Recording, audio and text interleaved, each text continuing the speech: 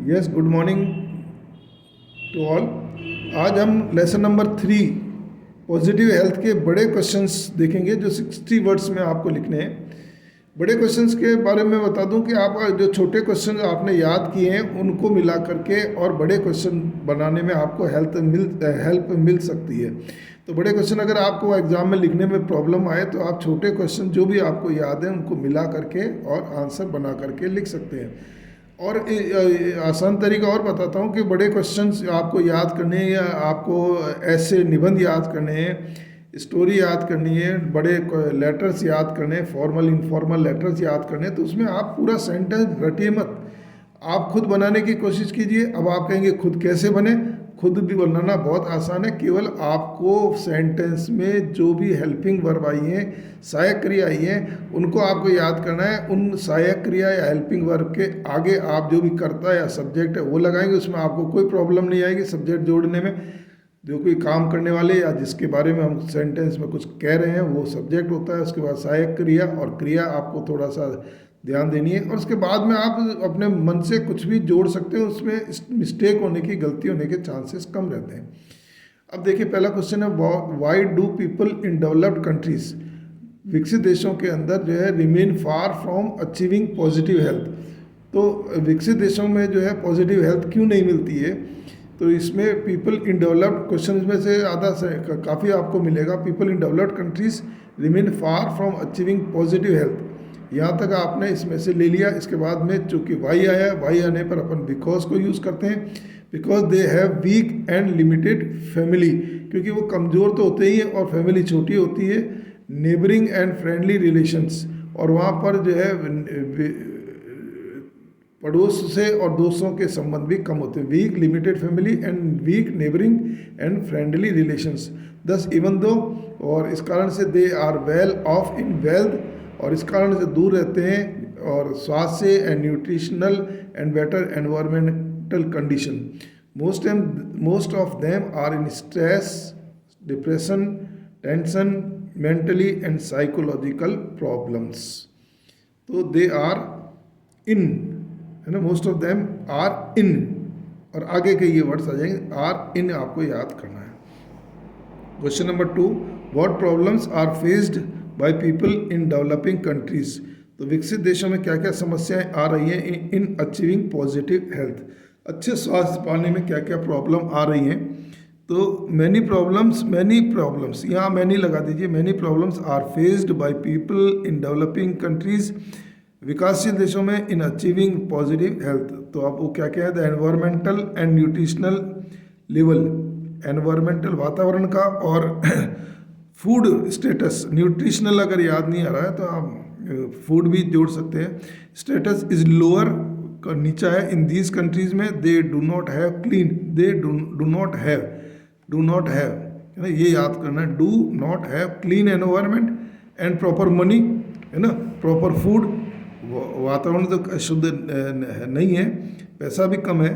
The people are poor, लोग गरीब हैं, and uneducated, they have lack of money, ये ऊपर भी अपन जोड़ सकते हैं, they have not much money and knowledge to buy medicines, दवाइयाँ खरीदने के लिए भी उनके पास पैसा कम है और ज्ञान भी कम है। डॉक्टर्स की भी कमी है, there are lack of doctors, nurses, compounders, hospitals, medical healthy facilities, ये सारी चीज़ों की कमी है। How do the animals keep themselves fit, तो जानवर भी अपने आप को फिट रखता है, वो भी पता, लेकिन अपने इंसान गलती करते हैं। तो इसमें देखिए आप हाउ और डू हट जाएगा, the animals keep them self fit by many things. तो the animals keep them self fit by depending on the natural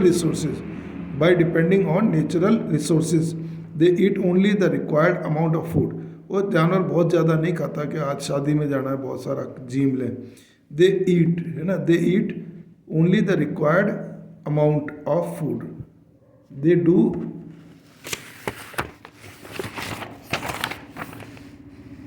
not overeat, और वो बहुत ज़्यादा भी नहीं खाते, है ना। they lick salt rich soil to maintain salt and minerals, और उनको पता होता है कि कौन सी मिट्टी में नमक ज़्यादा है, तो दे लिक, वो चार्ट लेते हैं साल्ट को, नमक को, रिच सॉइल को to maintain salt and minerals, तो अपने उनकी बॉडी में साल्ट, नमक और मिनरल्स पर्याप्त मात्रा में मिल सके। दे ईट, अब आपको इसमें ईट याद करना है ना, दे तो आप लगा लेंगे ईट लेस फूड, कम भोजन at the time of illness, बीमारी के टाइम में वो कम खाते हैं। They eat less food at the time of illness, अपने आप भोजन कम कर देते हैं तो ठीक हो जाते हैं। Question number 4, how do the parents spoil the eating habits, तो पेरेंट्स जो है वो खाने की आदत किस तरीके से ख़राब कर देते हैं जो बच्चों की, ज़बरदस्ती खिलाते हैं, है ना। तो कुछ इसमें देखिए क्या क्या हटेगा, हाउ और डू ये हट जाएगा।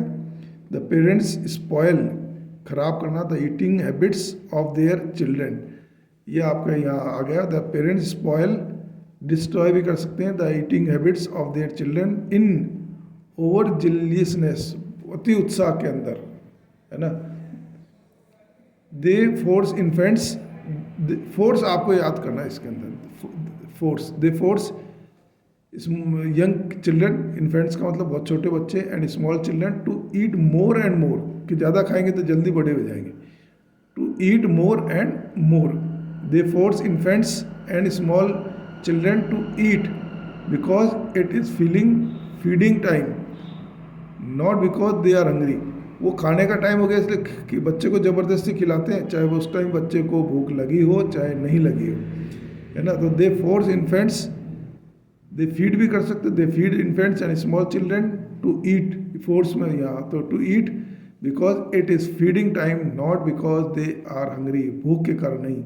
दे ट्राई देयर चिल्ड्रन, ट्राई याद करना है, they try children to eat more than they need, they try their children कर लेंगे, टू ईट खाने के लिए, टू ईट खाने के लिए, मोर देन दे नीड, जितनी उनको ज़रूरत है उससे ज़्यादा खाने के लिए वो प्रेरित करते हैं।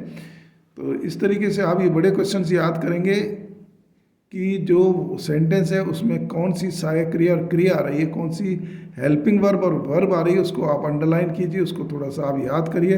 बाकी आप सेल्फ कोशिश करके और आप सेंटेंस बनाइए, जिससे कि क्वेश्चन अगर घुमा दिया गया है, क्वेश्चन थोड़ा सा टेढ़ा मेढ़ा दिया गया है, तो आपको दिक्कत नहीं आएगी। आप आगे भी इंग्लिश लिखने में, चाहे निबंध हो, लेटर हो, एप्लीकेशन हो, कोई और भी चीज़ें हैं, वो उनमें लिखने में आपको प्रॉब्लम नहीं आए। केवल आपको इतना ध्यान रखना है कि जो भी आप याद कर रहे हैं उसमें आप हेल्पिंग वर्ब, सहायक क्रिया या वर्ब जो है वो उनको आप थोड़ा सा स्टडी करिए।